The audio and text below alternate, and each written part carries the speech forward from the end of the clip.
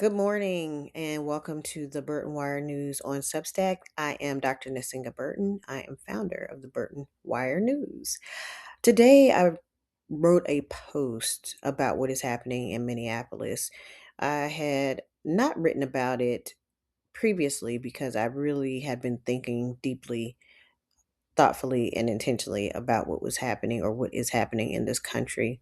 And I wanted to make sure I was clear on where I stood not only from a historical perspective, but also from a moral perspective. And so I invite you to read this post, which I think is an important one, about what is happening in Minneapolis. What is happening in Minneapolis is not new.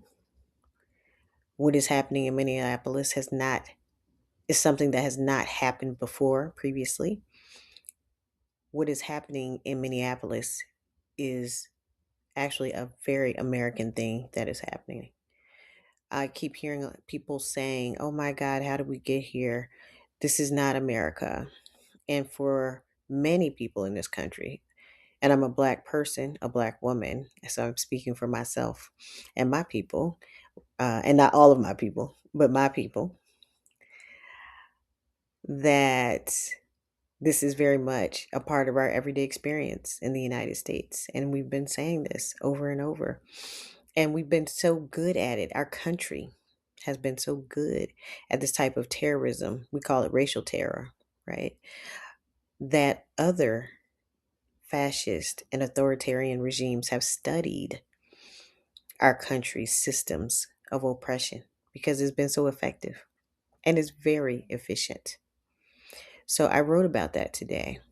I wrote about not wanting to continue hearing or to be erased in this rhetoric around what America is and isn't. I wrote about the historical events that have been informed nationally and globally by the American system of Jim Crow, segregation, apartheid. I wrote about why I'm really upset about going online and seeing people question and challenge Black people and our involvement or perceived lack of involvement in the protests, knowing that this entire country was built on the free labor of Black bodies and that we have actually been putting our Black bodies online for centuries for this country.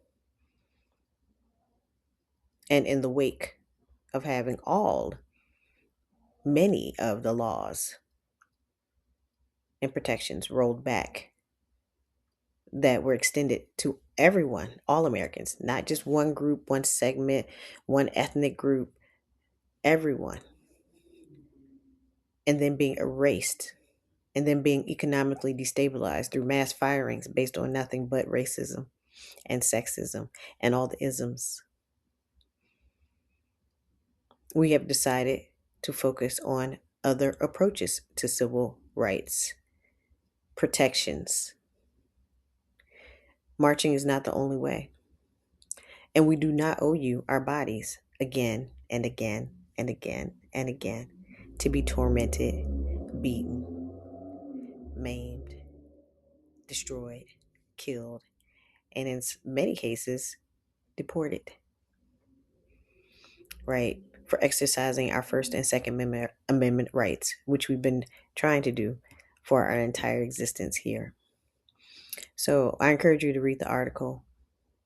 I encourage you to think deeply about what is contained in the article. And I encourage you to be mindful of asking people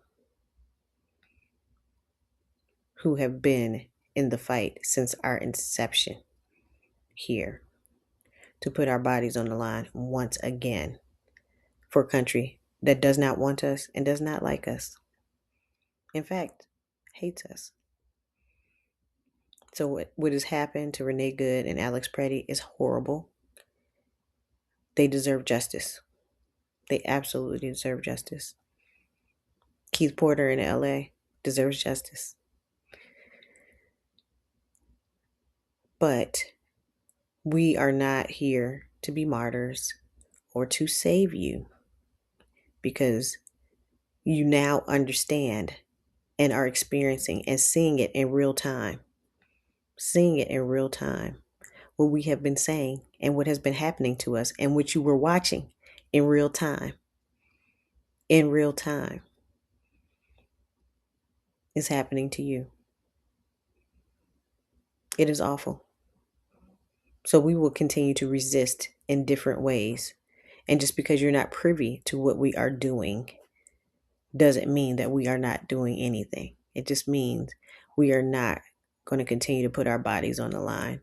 And if you are watching social media, you will see those of us who are putting our bodies on the line are being violently, violently treated and taken into custody for exercising our First Amendment rights.